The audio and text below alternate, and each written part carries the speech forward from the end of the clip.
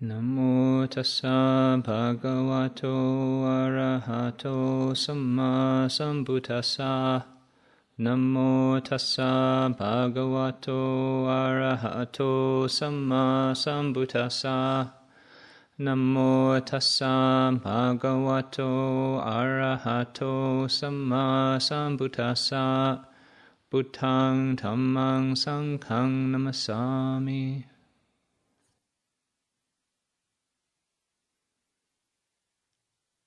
So, one of my favorite meditation themes that I've made much of in my practice and I return to frequently is Buddha Nusati, contemplation of the Buddha, recollection of the Buddha.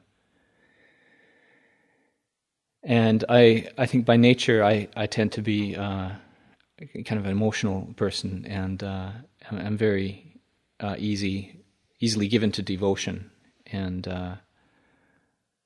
I very much am inspired by an image of the Buddha, and can very easily feel a great desire to serve him, or to rejoice, or to dedicate something to him. It's kind of an ineffable sort of impulse, but it's a very strong devotional sense.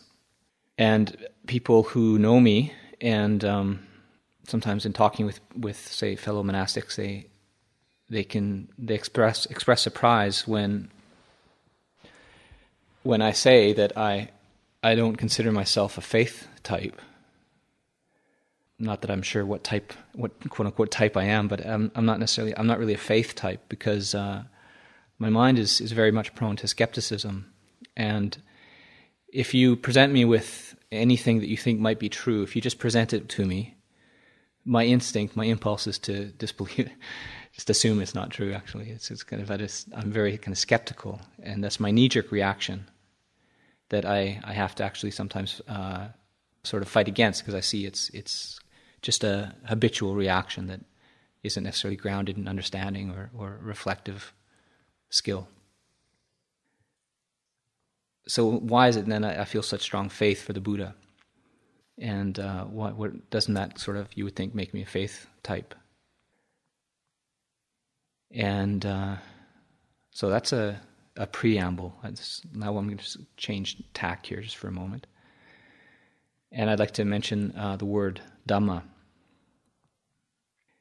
And Dhamma is a word that is, I think, for people who are new to Buddhism, they kind of struggle with this word a little bit, and they sometimes wonder what the word means. And it sort of has two main meanings, that it's often sort of two main contexts that it is used in, or it signifies two main sort of, I'm not sure what the word is, two main categories or two main things. One is the teaching of the Buddha. So the Buddha taught the Dhamma.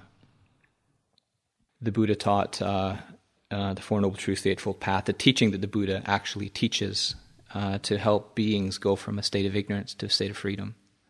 That's the Dhamma. And then also what the Dhamma means in other contexts, or in another sense, is the way it is. So Ajahn Chah is fond of saying, what is Dhamma? He says, well, there's not anything that isn't. There's not anything. It's a double negative. How does he phrase it? There's not anything that isn't Dhamma. In other words, everything is Dhamma. His point being, there's this, as I understand it, there's this, like for example, there's this teaching in the suttas where somebody comes up to the Buddha and says, apparent here and now, apparent here and now. In what way is the Dhamma apparent here and now?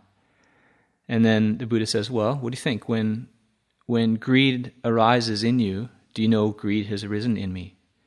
And he says, yes, I do. And he says, and when hatred has arisen in you, do you know that hatred has arisen in you? And he says, yes, I do know that. And then same with delusion, I think. And then the Buddha says, it's in that way that the Dhamma is apparent here and now. So it's sort of referring to, basically the Dhamma is the way it is the fundamental reality. Whether the Buddha exists or not, the Dhamma is that which, the way things are. It's that truth which, once we realize, it liberates the heart.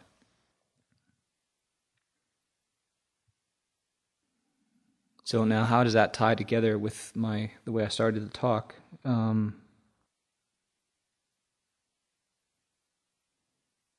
Because when we're born into this world, especially in the West, most of us aren't born into a Buddhist family or Buddhist culture. And this body sort of emerges into the world, and it's got these kind of eyes and ears, and it's kind of this bodily organ that kind of is moving and sensing the world. And we hear information that comes from the outside. We learn different concepts and categories. We get images in our minds to what things are. You get the planet, you get kind of countries and nations, and you start to associate, you start to have desire for things that kind of bring up pleasurable feelings, and you kind of aversive to anything that kind of arouses negative feelings, and then through these attachments you get into conflicts with others, or you develop alliances. And at first what happens is we develop a moral sensitivity before we have any sense of what the Buddha is or what the Dhamma is, before we've ever heard anything about the teachings. We have an experience of suffering, and then we create karma, we act based on the values that we have created as we grow. So we have these experiences, and we place value on things. We place value on when we see somebody who, say, represents somebody who's gentle. That might give us a sense, okay, well, this is something that's valuable because I feel I can be who I am in front of this person. And you start to value that, and then you perhaps help to, when you see that person is challenged, you want to stand up and support that person, so you develop strength, and you start to develop these values. And somebody who has, say, a certain level of spiritual maturity will develop values around noble qualities. And somebody who, say, is spiritually immature will simply, for the most part, develop values around, say, worldly values, such as like pride and possessions and power and pleasure is a big one. Beauty. And so we grow, and we create karma, and we start to intuit. We have this. We learn language. We have words like wisdom, and we start to project that word onto different things that seem to represent something that might lead us into a wholesome direction. We project the word wisdom onto, and it becomes a way that we kind of chart our course, and we kind of move through life, and we grow spiritually, and we develop our understanding.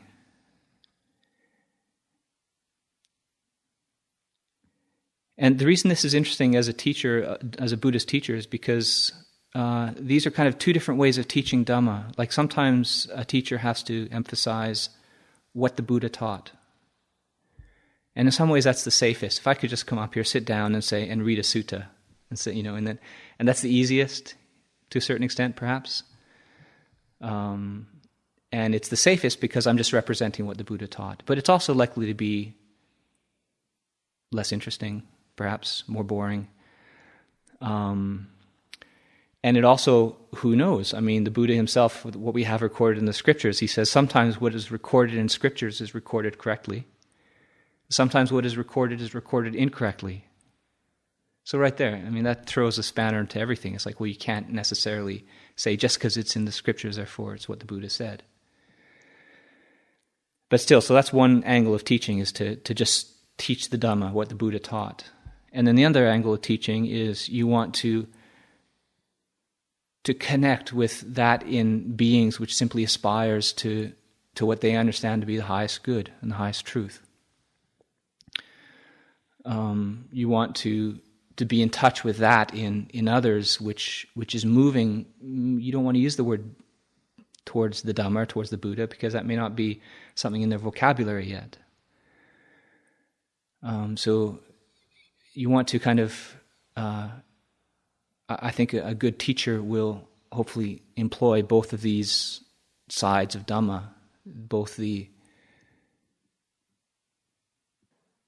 will teach in the sense that one will hopefully connect and encourage that which isn't interested in Buddhism at all. Like, I mean, I think for many of us, in the beginning stages, we're not interested in being Buddhists. We don't want to be like some kind of just following some teacher. We're looking for truth, for justice. We're looking for these words. We want peace. We want freedom. We want harmony. We want the world to be one, and things like that. So when I sometimes, even now, even to this day, if I'm writing somewhere to somebody and I express, I have so much faith in the Triple Gem, some part of me, even still to this day, just kind of holds back, because I know that through saying that, there's it's almost like I don't want to alienate that side of me which isn't interested in being a Buddhist. I just want to find the highest good. I'm not interested in like finding the right label or the right community that I can just sort of sign up to, but I'm actually looking for that which is the highest. But then, if this reminds me of a sutta, there's this wanderer, and he goes up to the Buddha and he says something like, the Buddha asks him, "What is it that you believe?" And he says, "I believe in the highest." And he goes, "Well, what is the highest?" And he says, "The highest is that which is the most supreme." And he goes, "Well, what is the most supreme?" And he says, "Well, the most supreme is that which is the most magnificent," or something like this.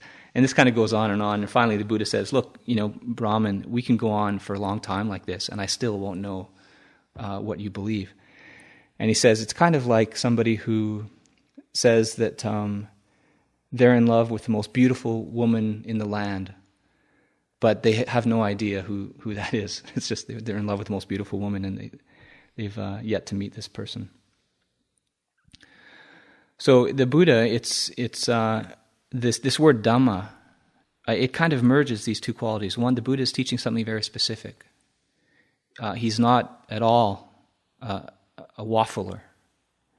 Once you start studying the Dhamma, it's amazing just how precise he is with what he's trying to communicate. And yet at the same time, he also appeals to, time and again, you see in the scriptures, he's not just looking for followers, and he cautions against, say, having faith in somebody just because they're charismatic, or just because they have psychic powers, or just because they're logical. Somebody might be charismatic, logical, with psychic powers, and extremely persuasive, and be completely wrong.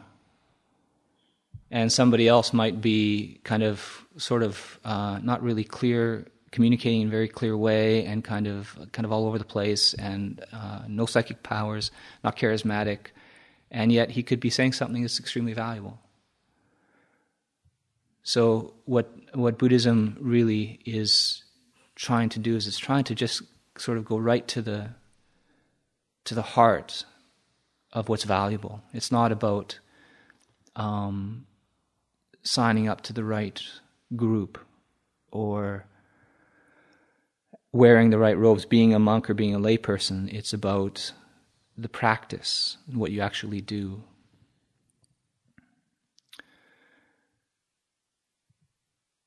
So when I think of the Buddha, I feel such devotion, but it's funny because it's actually not because of the conditioning I've had through being a Buddhist. It's very much just simply carrying on from that same faith that I've always had, and the same love that I've always had towards that which I've always seen to be as being good or being valuable. And I see the Buddha simply as the perfect expression of that. The Buddha, there's that lovely analogy he has about the Four Noble Truths. He says, just like the elephant's footprint, Like all the animals in the forest, their footprint can fit inside the footprint of an elephant. And so too, everything that is valuable and meaningful in spiritual teachings, in the realm of spiritual teachings, can be contained within the Four Noble Truths. And that's a really beautiful and awesome teaching. It doesn't negate any other kind of teaching on a relative scale about what's good and bad. It's not trying to put down anything. And the Four Noble Truths are not like, even though the Buddha taught them, there's nothing in it that's intrinsically Buddhist. It's kind of hard to communicate. The Four Noble Truths, of course, if anybody doesn't know them, it's the truth of suffering, and that craving causes suffering. Letting go of craving is freedom from suffering.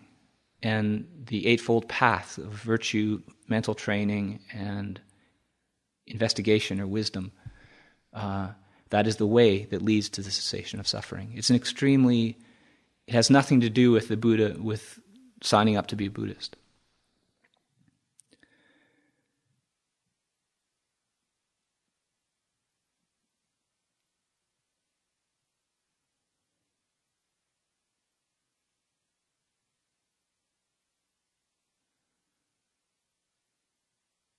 The one way, if I think of who the Buddha is, I can very much simply think of him as being almost just like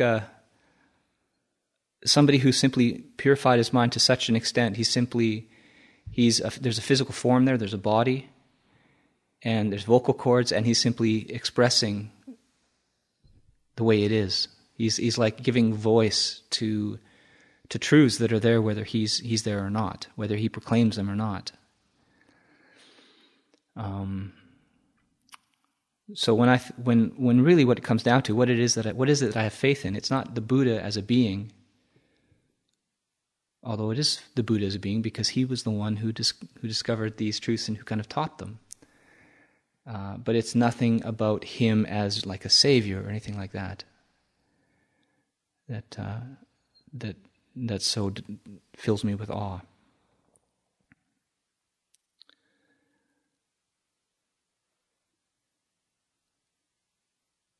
And I can think, even with teachers that I have such reverence for, so I can think of,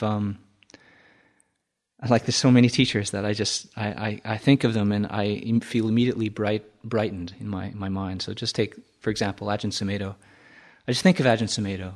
For those of you who've met him, he's incredibly beautiful being. He's American. He's, I don't know, is he 80 yet?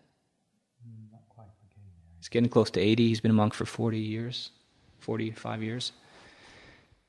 And he's probably the reason why, or he is the reason why I ordained, or he was what gave me the confidence to go forth. He seems like such a wise and loving and bright and lively human being. And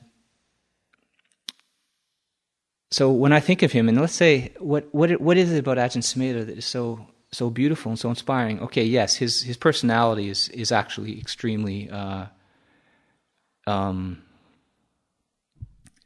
it's a fun personality, it's inspiring personality, but it's not about his personality. It has something to do with truths that I feel that he's embodying.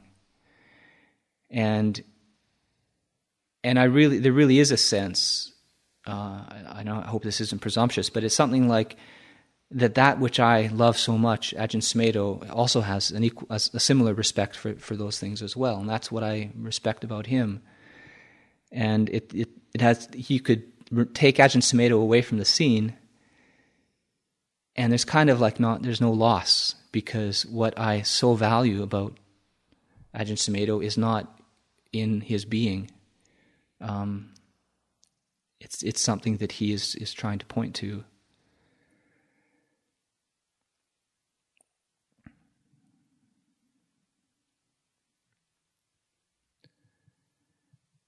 So it's interesting food for thought, the difference between like the reality of beings and our image of beings. Ajahn Sumedho himself, he used to kind of just use as a thought experiment, and he would say this in such a way it was kind of charming, because you sense that in his mind this is actually he's seeing it in a very profound light, and most people probably aren't quite seeing it in quite the same way he is, I think. But he says, so where is my mother right now? And he says this, and then he'll laugh as if he's seeing something really profound in this question, and I think everyone else doesn't really seem to get it. But where is my mother right now? And that's an interesting question. Like, who is my mother? And when I think of mother, what does that mean, my mother? So what comes to my mind is an image based on memory. And as soon as I think of my mom, it's just all these images and memories and these kind of concrete concepts. And even my mother, when she thinks of herself, what's going on there? Well, again, it's probably just a case of her having her own self-image, these concrete concepts. What's really happening on the physical level is you have like a collection of bones and blood and neurons, and just the whole thing is just like just moving.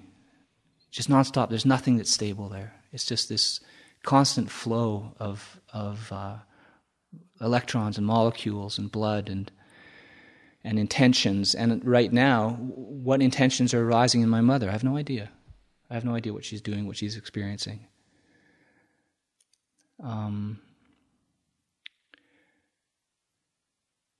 But what I do know is that this notion of mother, and this just isn't some kind of Buddhist kind of mistobabble.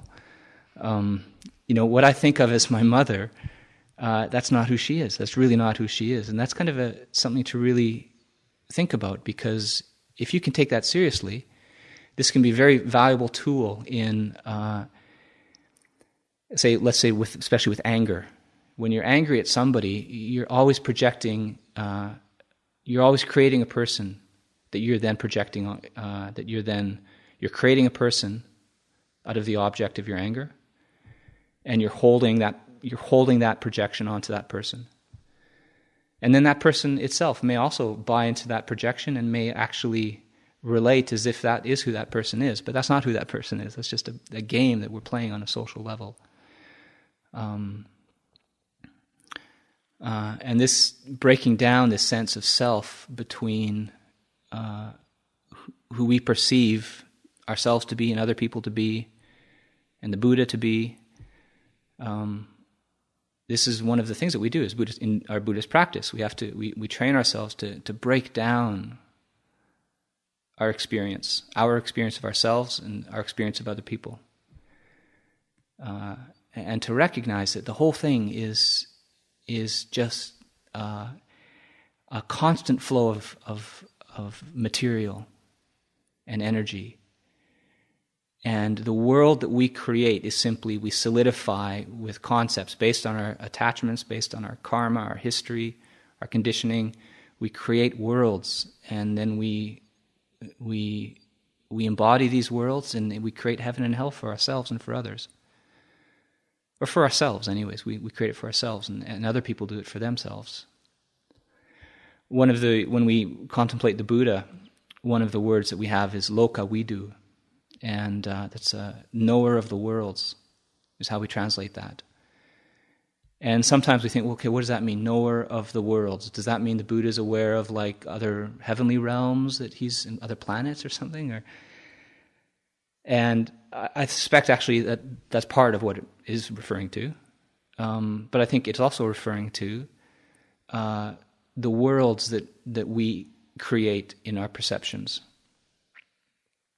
These worlds that we take so seriously and are simply a product of our mind.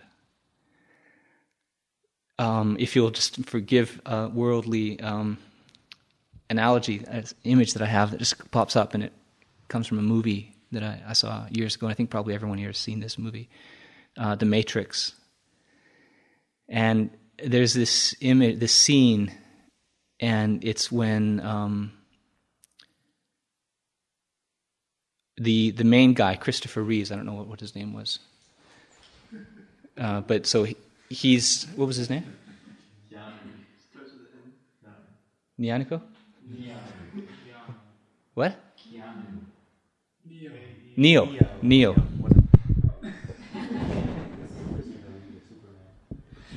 Oh, was that Superman? What was this? Who was? Keanu Reeves. That's right. Okay, so it wasn't Superman. Anyways, so Neo. I think it's towards the end of the movie, and this name I remember, Mr. Smith, and his kind of cohorts, the bad guys. They're kind of attacking Neo, and Neo's just kind of doing all these fancy moves, and he's super fast, and he's so fast it's incredible. And then he's going so fast that basically his world suddenly starts to slow down.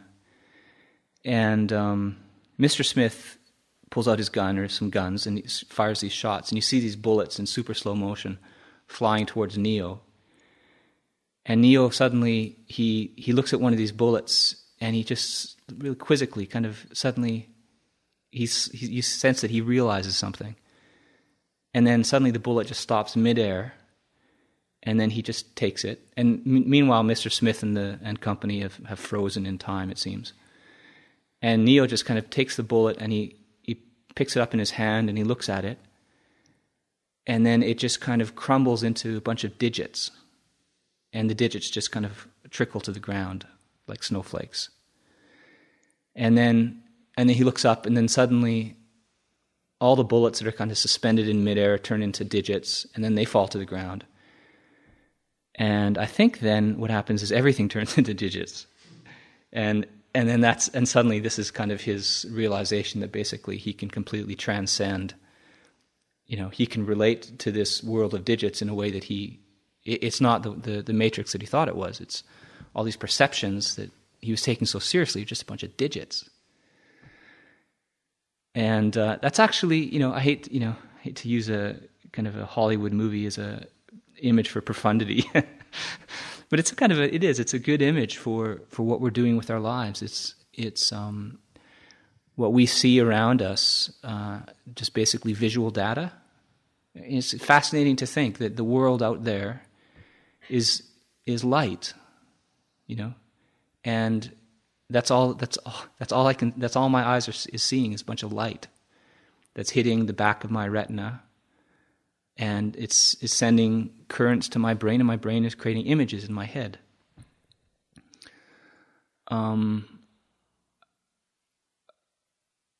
Or just asking questions, what is Abhayagiri? I sometimes play with the thought like that. What is Abhayagiri? Well, what is Abhayagiri? What comes up immediately is an image in my mind. Is that Abhayagiri? Well, no, because if you might have a different image that comes to your mind.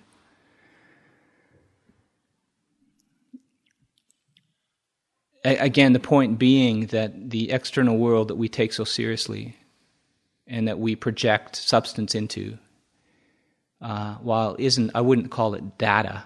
It's much more than that. And according to the Buddhist teachings, it's not just materiality.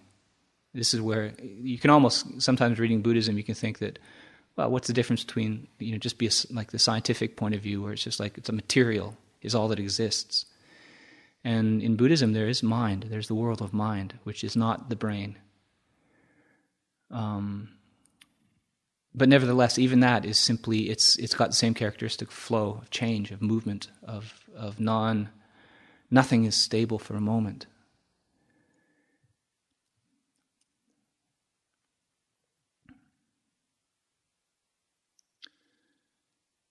And okay, so now intellectually, that's fascinating, and that's beautiful. And it's easy to think just because you might understand that, even if you might be able to kind of associate and kind of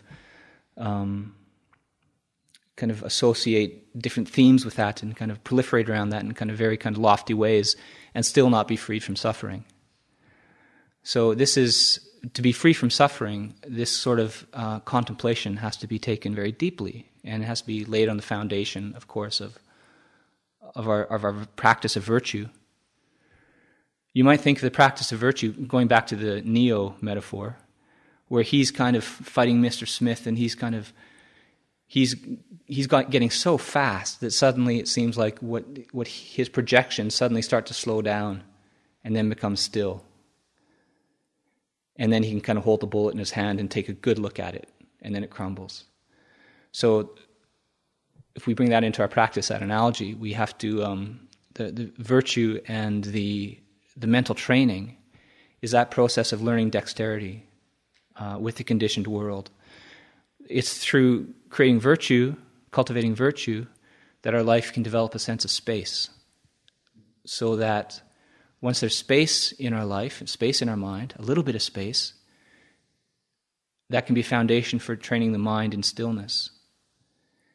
And it's the still mind which can take that bullet and look at it upside down from left and right and so forth.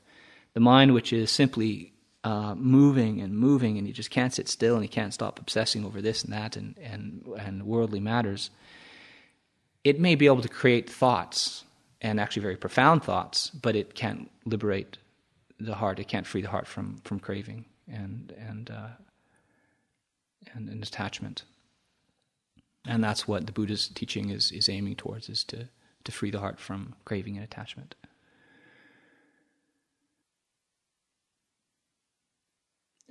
So the spiritual life, one of the most important things that we have to develop is determination. And that determination, that commitment to practice, and I would say commitment to Dhamma, that sense that we are going to hold the Dhamma high in our life, and we are going to do everything that we can that will support our commitment to Dhamma. Now, what does that mean, commitment to Dhamma? So again, I've just taught about these two sides of Dhamma. There's the teachings is one side of it, and then there's the real aspect of living, of pursuing wisdom and truth and goodness and so forth. And until, I think both aspects we have to commit ourselves to, but certainly what we perceive to be wholesome and virtuous and good and true, whether you call that Dhamma or not, that's in the beginning phase of our practice, that is what we have to be committed to. And we have to really be so committed to that it's the most important thing in our life. Because if we don't have truth and goodness as our foundation, then we're really adrift in this world.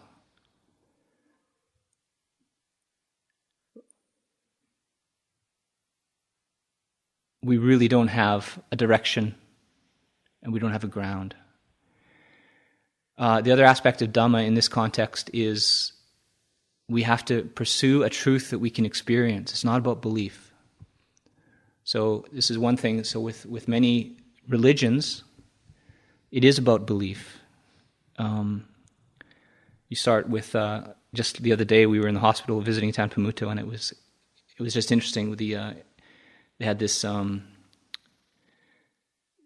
was it, like a Jesus loves you sort of pamphlet. And I just, picked it up, looked at it, and it struck me as really remarkable. And I'm not saying good or bad or anything. It's just really remarkable that it was simply trying to say, it's like it starts out saying something like, talking about Adam and Eve, and the world was made in so many days. And it just struck me as kind of amazing, because even when I was brought up as a Christian, we didn't really kind of hold to that very seriously. And it just struck me as, it's just presenting this thing that you're supposed to believe in, some kind of a mythology that you're supposed to believe in. And I think this is something that the heart that is looking for truth and wisdom and freedom, I think has to hold very cautiously the belief systems. Hold very lightly. So I think maybe this is enough for tonight, and I just thought that I would give a talk for change on slightly more of a more broad understanding or representation of Buddhism and approaching Buddhism, and at the same time trying to integrate it with some of what the Buddha taught, especially around non-self. What does it mean that there is no self? How there can still be existence, there can still be body and mind and movement, but there's no self that exists therein. And I just thought it would be an interesting challenge to give a talk like this, and so I guess it's come to an end, and I'll leave it there.